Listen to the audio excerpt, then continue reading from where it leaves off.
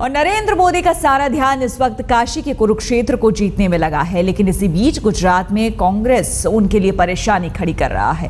कांग्रेस का दावा है कि मोदी ने मुख्यमंत्री बनने के बाद 2001 में अपनी जाति को अन्य पिछड़ा वर्ग में शामिल करवाया है, सिर्फ और सिर्फ सियासी फायदे के लिए।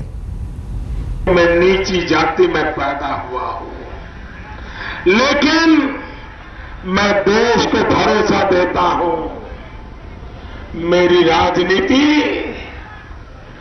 निम्न स्तर की नहीं है। अपने आप को पिछड़ी जाति के कहने वाले नरेंद्र मोदी के इसी दावे पर अब सवाल खड़े हो रहे हैं। सवाल कांग्रेस की ओर से, सवाल मोदी के राज्य गुजरात से।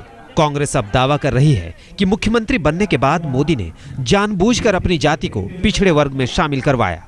कांग्रेस की वजह साफ है, सियासी फायदे के लिए मोदी ने ऐसा किया है और मोदी असली नहीं नकली ओवैसी हैं।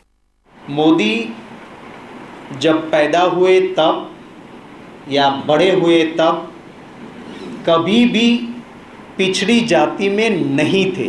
मोदी मोड घांची है, माने वैश्य तो है ही, अपर कास्ट तो है ही, पर उसमें भी ज़्यादा पैसे वाले जो परिवार थे उसमें से आते थे।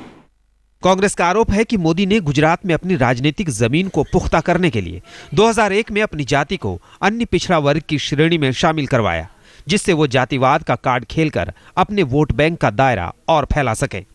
कांग्रेस का यह भी आरोप है कि मोदी अपनी जाति को लेकर लगातार झूठ बोलकर वोटरों को बरगला रहे हैं।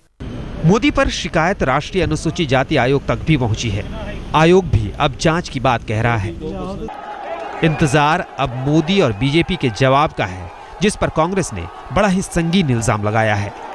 आज तक ब्यूरो।